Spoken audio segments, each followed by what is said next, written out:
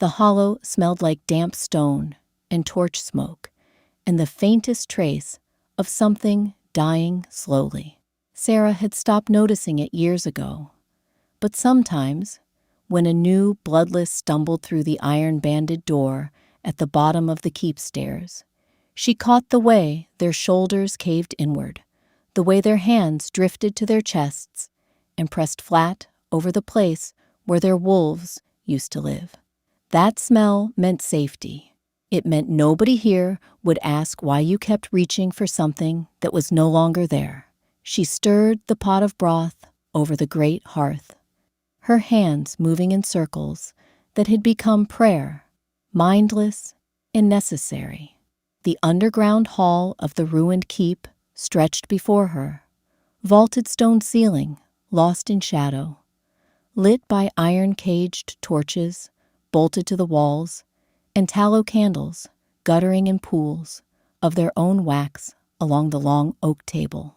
The hall had been a lord's feasting room once, before the wars emptied the fortress and the forest swallowed the towers above. Now the benches held cots instead of knights, and the tapestries on the walls were threadbare blankets hung to block the drafts. Everything in this room had been carried here by someone who understood what it meant to be emptied out and still expected to keep breathing. Maren emerged from the back passage, carrying a stack of clean linen strips, her silver hair cropped close, her movements sharp despite the limp she had carried for 40 years. She set the linens down and gave Sera a look that could have stripped paint from a shield. "You should eat something." Her voice carried the particular roughness of a wolf who had been stripped 4 decades ago and had outlived the sentence through sheer contempt for the alternative. "I ate earlier," Sera lied. Maren's jaw tightened. Her throat worked around a sound, a phantom growl that her stripped body could no longer produce, but attempted anyway, every single time, like muscle memory outliving the muscle. "You lie like someone who is not committed to the practice. Eat." Wraith. That was Sera's name here. Had been for 5 years. No real names in the hollow. No bloodlines. No pack crests. No trails that could be traced back to the territories that had cast them out. The door at the top of the stairs groaned on its hinges. 2 figures descended, a man supporting a woman whose legs kept buckling. Both moved with the particular slowness of the recently stripped, their bodies still learning that the absence inside them was permanent. The woman's hand pressed to her chest, fingers curled into the wool of her dress, holding the place where her wolf had been ripped out less than a week ago. Sera could always tell how recent it was by the hands. New ones clutched their chests, like they were trying to hold the wound closed. The ones who had lived with it longer let their hands fall. The ones who had survived years, like Maren, kept their hands busy so they would not reach for what was gone. "Sit anywhere," Sera said, moving toward them before they reached the last step. "Broth is hot. Nobody owes anything tonight." The woman's mouth opened. Nothing came out. Her eyes were dry, but her throat worked, and no sound escaped, as though the stripping had taken her voice along with her wolf. They found a cot near the back wall.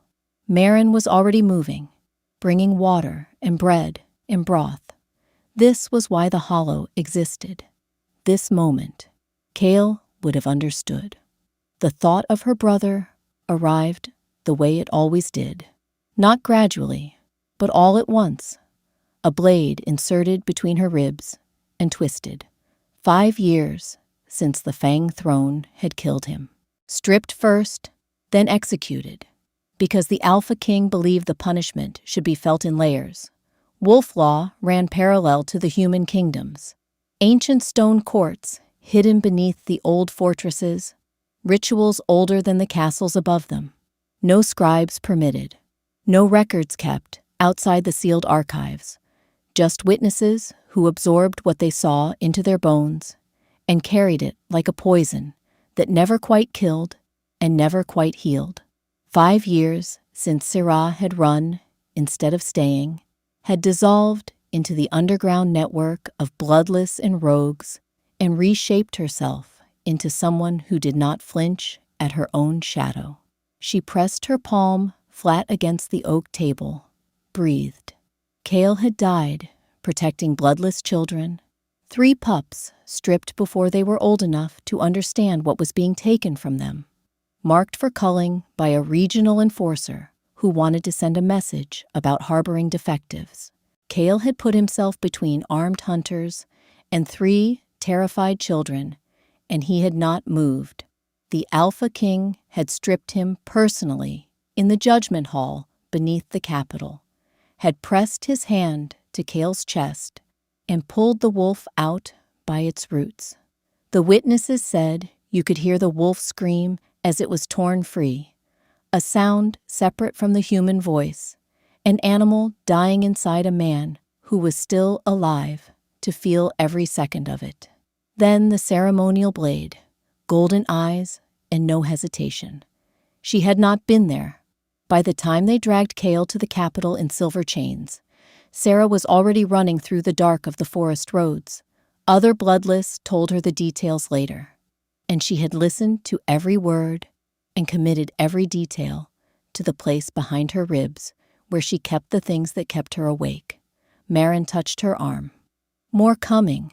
Sera looked toward the stairs. Another figure descended.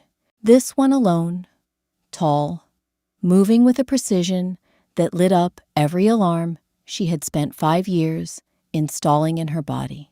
He was not bloodless. She knew it the way she knew her own heartbeat, instinctive and immediate. The air around him carried weight, a pressure that made the stripped wolves on their cots stir in their sleep, their emptied chests responding to the presence of something their bodies remembered, even if their wolves were gone. He wore a dark hooded cloak. Over what she could see was leather armor, well made but deliberately plain, stripped of any sigil or crest. A sword hung at his hip, the pommel wrapped in dark leather, unadorned, but clearly the weapon of someone who used it rather than displayed it. He reached the bottom step and paused. He pushed the hood back, and then his gaze found hers. Something detonated inside her chest. Not pain, not heat, something deeper, something tectonic, like a fault line cracking open beneath her heart. And from the crack, from the place that had been hollow and silent for 5 years, her wolf rose. Not a memory of her wolf, not a phantom ache, her actual wolf, alive and screaming, slamming against the inside of her ribs with a force that buckled her knees and sent her hand shooting out to grip the table. She had believed it dead, had mourned it for 5 years, had accepted that the grief of losing Cael and the guilt of running had killed her wolf the way stripped wolves' wolves were killed, slowly, through starvation of the spirit. And now it was awake. It was awake, and it was howling, and it was pointing at the stranger on the stairs with every ounce of its resurrected force. Across the room, the man went rigid. His hand caught the stone wall, his jaw locked. For one unguarded second, his eyes flashed gold, real alpha gold, bright enough to cast light in the torchlit hall, before he blinked and pulled the hood forward again to shadow his face. He walked to the far end of the oak table, sat down, 3 empty seats between them. His scent hit her, frozen cedar and something electric, like the air before a storm breaks over the mountain passes. It was alpha scent, unmistakable, but layered with something she had no reference for, a depth that made the hair on her arms stand straight, and her newly resurrected wolf press against her ribs so hard She could feel each individual bone straining. "What can I get you?" Her voice held. She counted that as a victory. He did not look at her. "Whatever you have." She ladled broth into a wooden bowl and set it in front of him. His hands were scarred. She noticed that. Noticed the calluses that came from gripping a sword hilt for years, not months. Noticed the way he held himself, with the rigid discipline of someone who expected violence the way other people expected weather. "You are new," she said, "passing through. Everyone here is passing through. The question is, what is passing through behind you?" His mouth twitched. "Honest answer? Things I would rather not bring to your door." "Then do not. My hollow, my rules.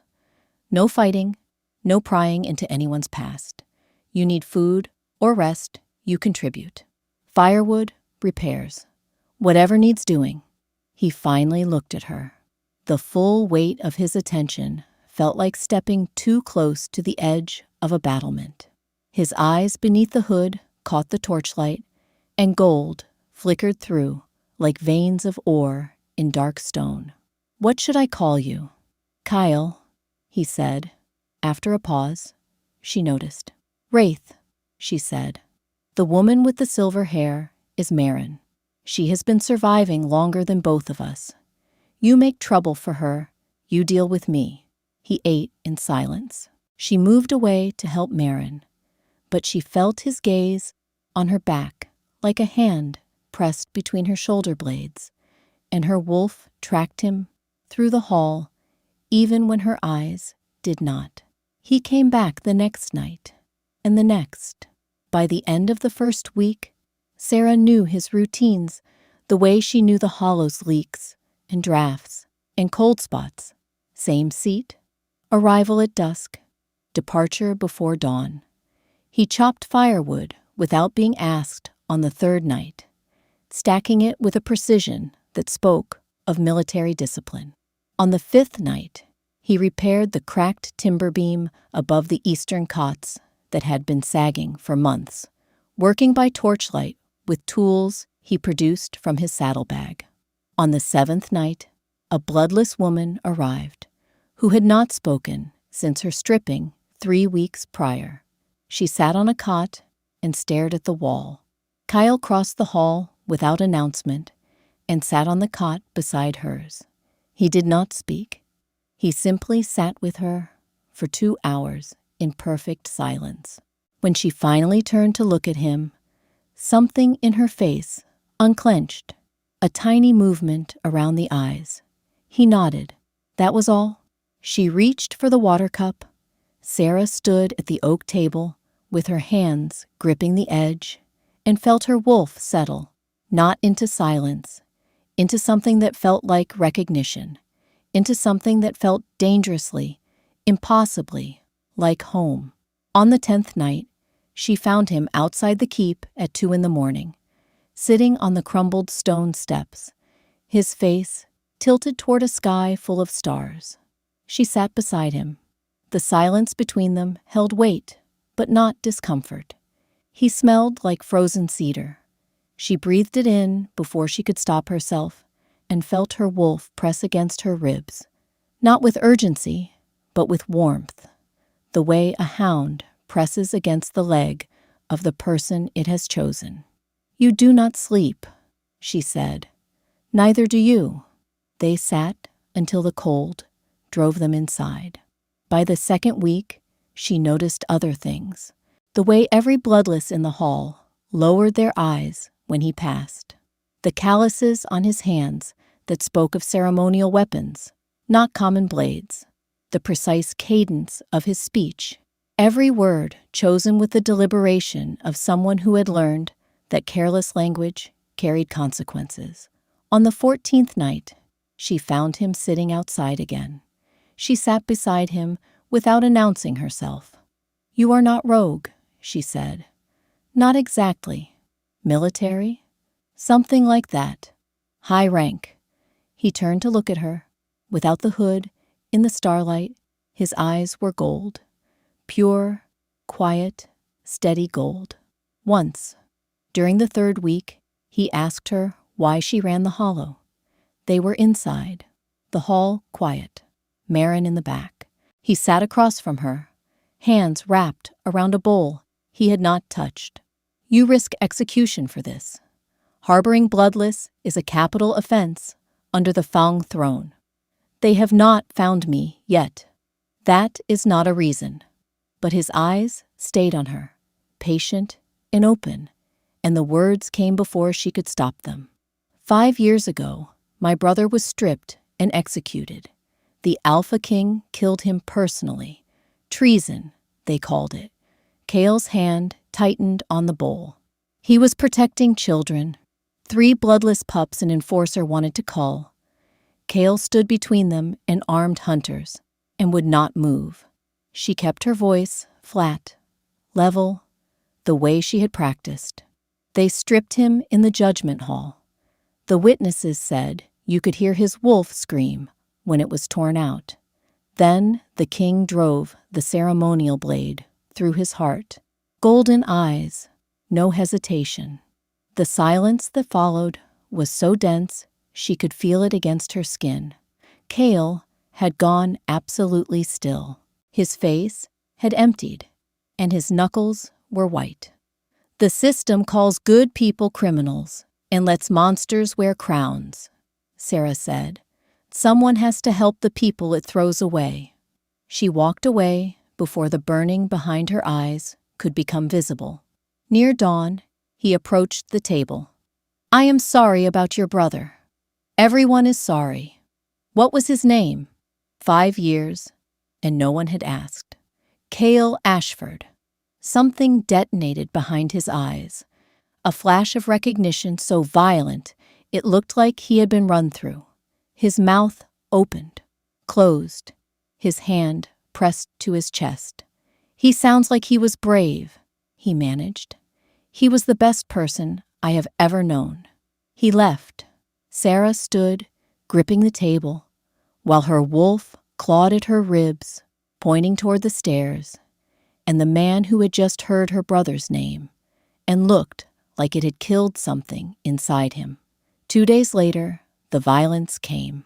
A wolf named Torin descended the stairs with 5 armed men, all muscle and leather armor and controlled rage. He was massive, shoulders broad enough to fill the doorway, with scars that spoke of fights won through brutality. Within 10 minutes, he had his hand around Sera's wrist, demanding tribute, his smile promising what would happen if she refused. And Cael stood up. He did not shout. The alpha command that poured from him was not a display. It was an avalanche, pressing every wolf in the hall to the stone floor, making even the bloodless gasp as their empty chests remembered what it felt like to submit to something absolute. Torin fought. The fight lasted seconds. Cael's training was not common pack military. It was something above it, formal and devastating, every strike precise, the kind of swordless combat taught only in the highest war academies. Torin hit the floor with a shattered arm. You are sheltering something dangerous. Torin spat at Sera as he fled. Something far above what you understand. Sera pulled Cael into the storeroom, demanded answers. He pulled his tunic over his head and showed her his scars, a map of survived violence across his torso, claw marks, blade wounds, silver burns along his shoulder. She traced a scar across his chest and felt him stop breathing under her touch, and the pull between them was so strong that standing this close to him felt like being caught in a river current. This was her wolf choosing him with a certainty that left no room for her to disagree. Who are you? She whispered. He opened his mouth to answer. The door above exploded inward. 3 armored figures descended the stairs in military formation.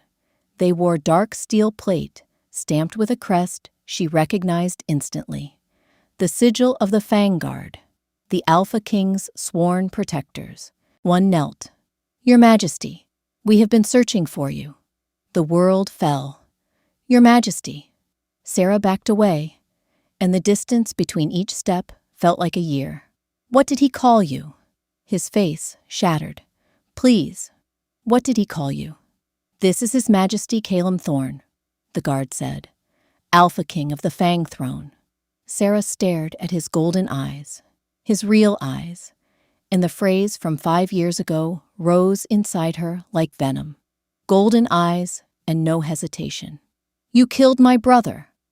The evidence was fabricated. You murdered Cael. She hit him, fists against his jaw, his chest. 5 years of grief made physical. He did not defend himself. Took every blow. Let her pound her rage into his body while the guards watched and he bled and did not raise a hand. I trusted you, she sobbed. I told you his name, and you sat there, and you knew. The testimony was forged. A corrupt counselor falsified everything. I have proof. Your brother was innocent, and I killed him because I trusted the wrong people. That makes it worse. She backed against the table. I reject the bond. I reject you. Get out. Pain detonated in her chest. Not the ache of his absence. Something cataclysmic, like her wolf being stripped all over again. She screamed. Across the room, Cael fell to his knees. A sound ripping from him that did not belong to any species, just raw, gutted anguish. They sent the guards away, collapsed on opposite sides of the hall. Sera curled on the stone floor, while the bond tore itself apart inside her chest, and the wolf that had been dead for 5 years and alive for 3 weeks howled in a frequency that made the torches gutter and the candle flames bend sideways. I will leave, he gasped. Please do not die because of me. 1 Ashford is already more than I can carry. He left. Sera let the pain take her. 13 days. Merrin did not leave her side, brought water when Sera could hold it down, held her hair when she could not. Sat with her in the dark hours when Sera's wolf thrashed so violently she could feel her ribs bruising from the inside. The wolf that had been dead for 5 years and alive for 3 weeks now, howling in a register that made the torches flicker and the candle flames lean. Her hands shook. Her heart skipped beats that made her vision go dark at the edges. Sleep came in fragments that cut more than they healed. Dreams of frozen cedar and golden eyes. On the 6th day, her body burned with fever that spiked and crashed. On the 8th, she could not stand. Marin spooned broth into her mouth, wiped her face, and did not cry, though Sera could hear the effort in the ragged way the old woman breathed. On the 11th day, Merrin brought a sealed scroll delivered by Raven. The Alpha King had publicly executed his senior counselor, Aldrich Voss, in the same judgment hall where Cael had died. Charges of evidence fabrication, coerced confessions, decades of judicial murder. Beneath the proclamation, the reforms, amnesty for the falsely stripped, investigations into regional enforcers, a public address in which the king admitted the system had failed. A package arrived the same afternoon, carried by a hooded rider. No sender. Hundreds of pages documenting Cael's case, annotated in precise handwriting. This testimony coerced. This confession obtained through silver, torture. This witness fabricated. Cael had held out for 3 days before signing a false confession. They had threatened to strip Sera if he did not comply. His last words, sealed in the execution record, had been, "Protect my sister." At the bottom of the stack, a letter. No seal, no signature. I do not ask forgiveness, but Cael Ashford deserved truth and justice and life. I cannot give him any of those things. What I can do is ensure no one else dies the way he did. Your hollow will operate under the Crown's protection. Resources enclosed. I will never contact you again unless you wish it. But every law I change, every corrupt enforcer I remove, I do in memory of a man who died protecting children. Your brother was brave. He was good. And I will spend the rest of my life trying to deserve the lesson his death taught me. He was 23 when he killed Cael, Meryn said, sitting beside her. His father, assassinated 6 months before. Young king, bad counselors, trusted the wrong wolves. That does not excuse, no, but it explains. And the question is whether you can separate the boy who made a terrible mistake from the man who was bleeding himself dry, trying to fix it. On the 13th day, Sera's heart stopped for 4 seconds. Meryn resuscitated her, hands shaking, face white. This is killing you, both of you. And your brother did not die so you could follow him out of stubbornness. Help me up. I need to go to the palace. She went. The gates. The guards in dark steel. The waiting in a corridor lined with banners bearing the Fang Throne's crest. And then, Cael, looking like a man who had been hollowed out and left standing through some cruel, mechanical process. Thinner, golden eyes dim with pain. I do not forgive you, she said. I may never forgive you.